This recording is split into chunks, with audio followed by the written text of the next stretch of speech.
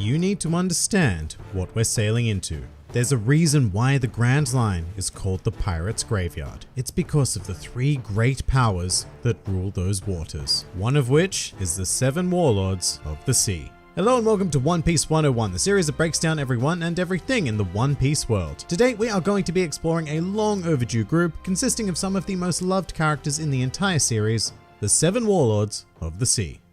The 7 Warlords of the Sea, also known as the Shichibukai, are a group of powerful pirates whose actions are granted immunity by the world government in exchange for their assistance with various undertakings in the interest of maintaining global order. In fact, the 7 Warlords, along with the Marines and the 4 Emperors, are referred to as the 3 great powers, and the Marines in combination with the 7 Warlords are said to provide a balance to the 4 Emperors, implying that without these 7 figures, the scale of power would tip greatly in favor of the Emperors. This is despite the fact that most Warlords of the Sea don't care whatsoever for the interests of the world government and will more often than not ignore their summons and proceed to use the title of Warlord for their own individual pursuits. Now, the makeup of the 7 Warlords has changed quite dramatically over the course of the series, but at the commencement of Luffy's adventure, the 7 Warlords of the Sea consisted of Sir Crocodile, an exceptionally intelligent mastermind and at the time the leader of a highly influential underground organization named Baroque Works, who very nearly succeeded in the task of plunging a country into complete civil war. Not only that, but he is a user of a Logia-type devil fruit that allows him to conjure, manipulate, and become sand, so he is a fearsome opponent in his own right as well. Gecko Moria, the captain of the world's largest pirate ship, Thriller Bark, and a one-time rival of Kaido, one of the 4 Emperors. Moria also possesses a very deadly devil fruit that allows him to steal and manipulate the shadows of his opponents. Bartholomew Kuma, an incredibly complicated individual who has ties to almost every major faction in the One Piece world. He possesses terrifying raw strength and a devil fruit that allows him to repel anything he touches, which is much more powerful than it sounds. Oh, and he's a cyborg. Don Quixote Doflamingo, the Heavenly Demon. He is a former world noble and the figurehead of a vast underground black market within the One Piece world, primarily involving weapons manufacture and the slavery trade. He is an awakened devil fruit user whose power allows him to conjure and manipulate strings. Once again, this power is much more devastating than it sounds, and he was able to blackmail his way to becoming a Warlord of the Sea by threatening to reveal the national treasure of the world nobles. Boa Hancock, the pirate empress and captain of the all-female Kuja pirates, with a devil fruit that in conjunction with her natural beauty allows her to turn just about anybody in the world into stone, with a few notable exceptions. She joined the 7 Warlords in order to protect her home island of Amazon Lily from being entered by the world government. Jinbei, the Knight of the Sea, a very honorable master of fisherman karate and a former member of the Sun Pirates led by Fisher Tiger, who is considered to be one of the greater enemies of the world government. Jinbei accepted a position amongst the 7 Warlords in order to strengthen the bonds between human and fisherman.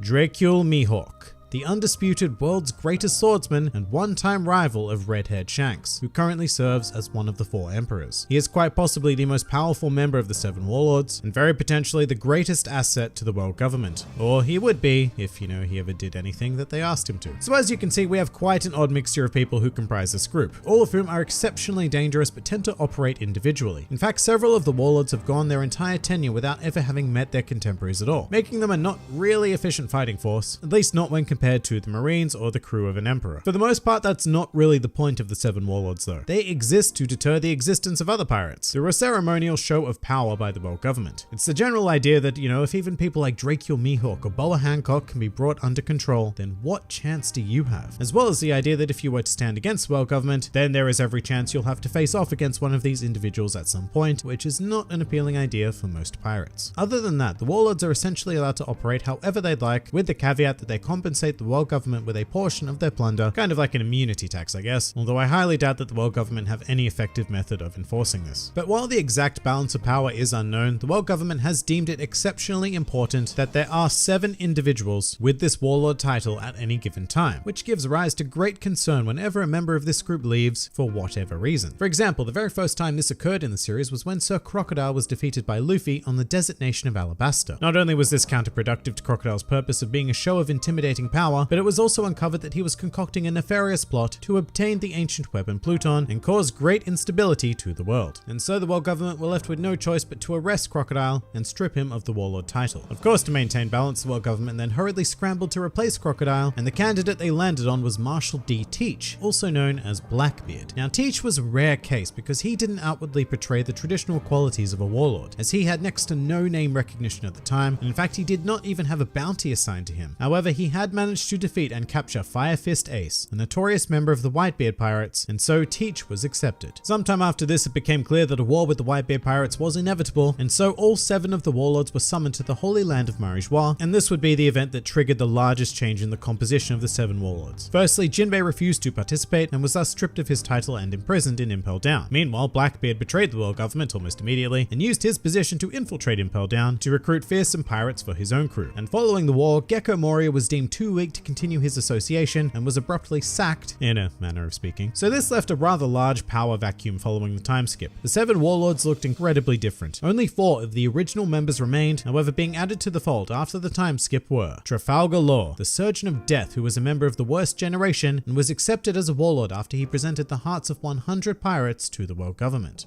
Buggy the Clown, leader of the Pirate Dispatch organization and a former member of the Roger Pirates who gained extreme notoriety during the Paramount War for his highly successful marketing campaigns. And Edward Weevil, the self-proclaimed son of the late Whitebeard and an extraordinarily powerful figure who was systematically eliminating his alleged father's former crew and allies in search of his fortune. And just like that, we had a full set of warlords once more. However, this would not last long, not long at all, as Trafalgar Law formed an alliance with Monkey D. Luffy in order to take down another of the warlords, Doflamingo, essentially culminating in both of them being removed from their positions and the arrest of Doflamingo after his various grand crimes came to light. And so for quite some time in the series now, and still at the time of this recording, only 5 of the 7 warlord positions are currently filled. And actually, without getting into too many spoilers for the Reverie arc, let's just say that Bartholomew Kuma's status as a warlord is questionable. However, whether or not new members will be recruited is subject to debate, as it has been implied by Admiral Fujitora that the legendary Dr. Vegapunk has created something that has eliminated the need for their existence.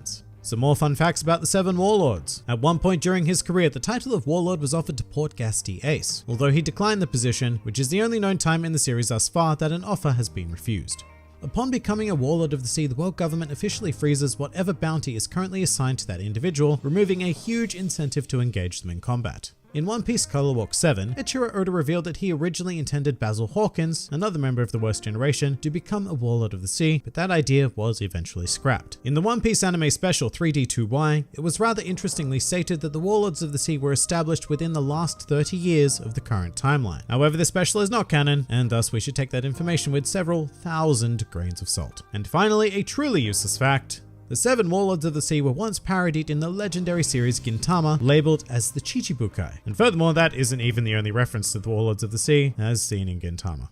But that pretty much does it for the 7 Warlords. If you enjoyed this video and the content this channel produced in general, then please do consider donating to the Grand Line Review Patreon, because the support of all of you amazing people is what continues to make this channel possible. Also do check out my Teespring store if you're interested in shirts, hoodies and other miscellaneous items, with the proceeds going directly to support the channel as well. And if you'd like to join the fun at any time, then please do head over to my Discord server, where a wide array of shenaniganry takes place on a daily basis. And finally, please do comment with who, what or where you'd like to see featured in the next One Piece 101.